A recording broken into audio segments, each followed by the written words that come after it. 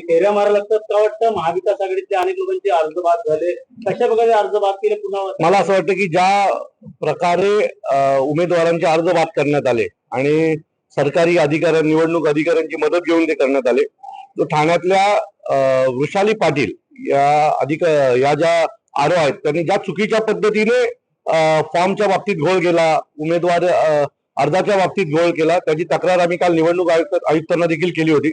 आज आम्ही ठाण्याचे जे निवडणूक आयुक्त आहेत, जे ठाणे महानगरपालिकेचे आयुक्त आहेत, त्यांच्याकडे तक्रार केली आहे आणि आता त्यांनी मला आश्वासित केलेलं आहे की पुढच्या 24 तासाच्या आत त्या मॅडमवर कारवाई केली जाईल आणि त्याची चौकशी करून पुढच्या 24 तासाच्या आतमध्ये नवीन आरोंची नेमणूक होईल. मात्र चौकशी आणि कारवाई केली कुठे पुन्हा उमेदवारी मिळणार का?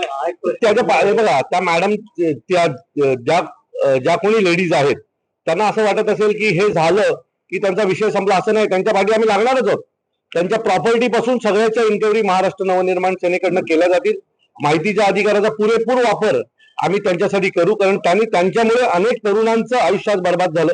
पुढील 5 वर्ष पुन्हा त्यांना निवडणुकीची वाट पाहावी लागणार आहे आणि त्यांच्या या संगनमतामुळेच या सगळ्या गोष्टी शक्य झालेल्या आहेत. तो सगळ्यात महत्वाचं होतं की पुढची जर निवडणूक व्यवस्थित व्हायला पाहिजे असेल तर या मॅडमची बदली होणं खूप गरजेचं होतं, त्यांना त्या जागेवरनं हटवणं खूप गरजेचं होतं. आता आयुक्तांनी मला शब्द दिलेला आहे की 24 तासाच्या आत तिथे कारवाई केली जाईल.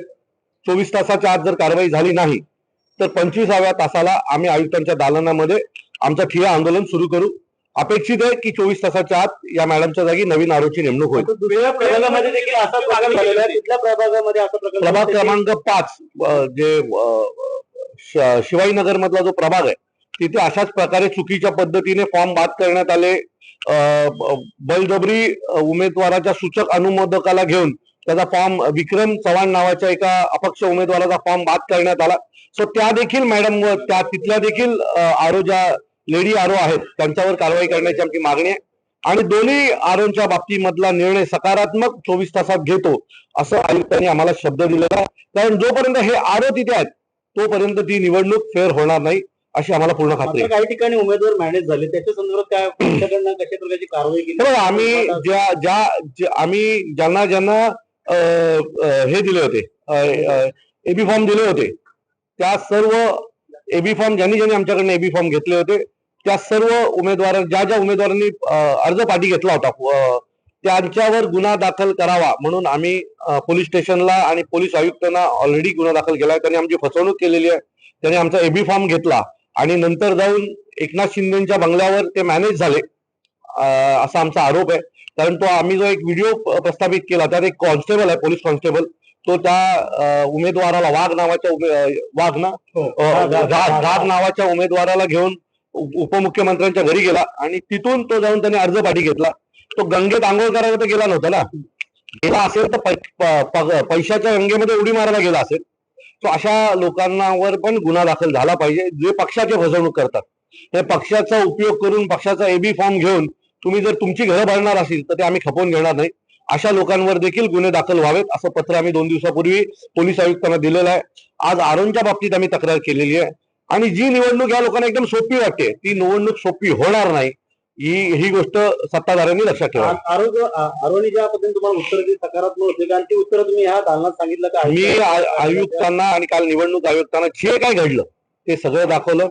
आरोच्या केबिन मध्ये त्या दिवशी जो काय राडा झाला त्याचे व्हिडिओज आमच्याकडे होते ते आम्ही त्यांना दाखवलेले आहेत. त्यांनी जे कबूल केलं होतं त्या दिवशी की होय माझ्याकडनं चुकी झाली, तो फॉर्म डिस्प्ले करायला हवा होता, तो माझ्याकडनं झाला नाही. दुसरी गोष्ट, डिस्प्ले केल्याच्या फॉर्म मध्ये पण चुकीचा ऍफिडेव्हिट लावल्याचं त्यांनी कबूल केलं होतं. तीही गोष्ट त्यांना आम्ही सांगितलेली आहे.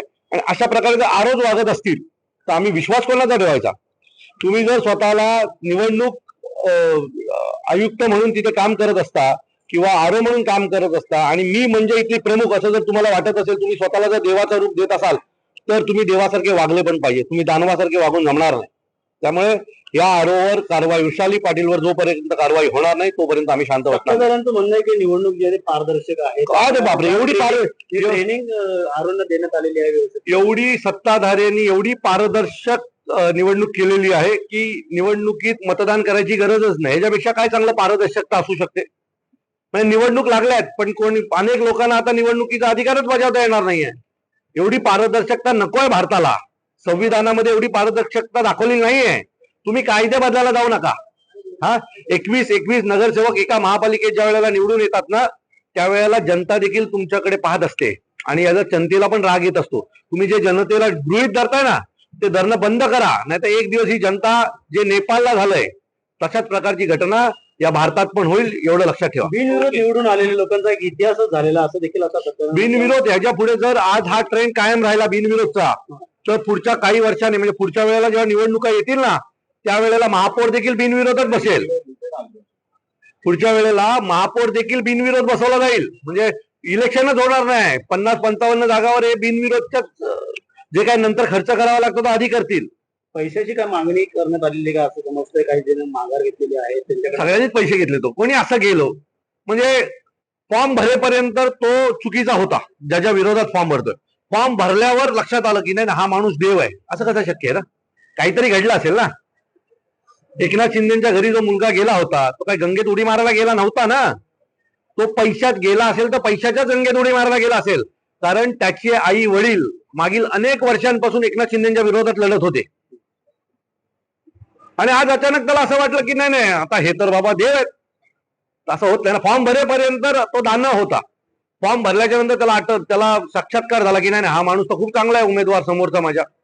असं नसतं. अशात पैसेच खाल्ले गेलेले असतात. त्यांनी पैसे आणि त्याच्यासोबत आणखी एक गोष्ट खाल्ली आहे. सर, मनसे सेना आणि राष्ट्रवादी यांची लढाई आहे. आता जो आहे निवडणूक अधिकाऱ्यांचा बदलण्याचा निर्णय घेण्यात आलेला आहे. कुठेतरी आम्ही कोर्टात गेलोय आणि अपेक्षा आहे की कोर्ट आम्हाला याच्यामध्ये न्याय देईल. कोर्टाने जर आम्हाला न्याय दिला आणि या प्रक्रियेला स्थगिती दिली ना, तर आयुष्यात कोणीही उमेदवार विकत घ्यायची हिंमत करणार नाही. बिनविरोध इलेक्शन कुठे होणार नाहीत. कारण एकदा कोर्टाला देखील झटका द्यायला पाहिजे की बिनविरोध ठीक आहे, बिनविरोध आता आम्हाला स्टे द्या, 2 वर्ष चालू द्या केस, तेव्हा कळेल की उमेदवार विकत घेतल्याने काय होतं.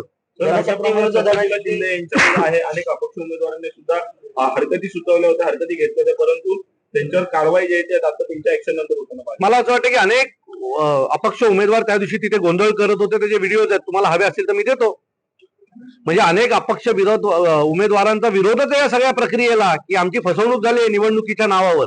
एकाच आरोच्या अंडर 3 जण बिनविरोध निवडून येतात. 3 प्रभागात 3 लोक बिनविरोध ज्यावेळेला निवडून येतात ना, त्यावेळेला तो आरो भ्रष्ट आरो असतो. त्याची निवडणूक प्रक्रियेवर लक्ष नाही असा त्याचा अर्थ होतो. सत्याचा विजय होईल का? का वाटतं येणार का? तेवढं तुम्ही आता सत्यासाठी लढण्याचा प्रयत्न आम्ही करत राहू.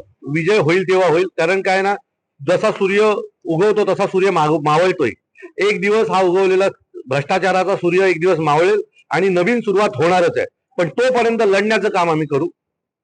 समोर काही दिसत नाही म्हणून लढणं बंद करणारी आम्ही अवलादी नाही आहोत. वचननामा आता जाहीर होणार आहे या ठिकाणी आता सत्ताधाऱ्यांचा. माझं मत आहे त्या वचननाम्यामध्ये त्यांनी लिहून द्यावं की 50 लाख रुपये अपक्षाला, 2 कोटी रुपये शिवसेनेच्या उमेदवाराला, 3 कोटी रुपये मनसेच्या उमेदवाराला, 50 लाख रुपये काँग्रेसच्या उमेदवाराला. हा पण डेटा चार्ट द्यावा.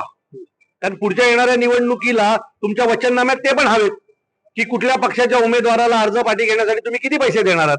हे देखील जर आलं त्यात तर मला असं वाटतंय की अजून प्रगतिशील भारतीय जनता पक्ष होईल.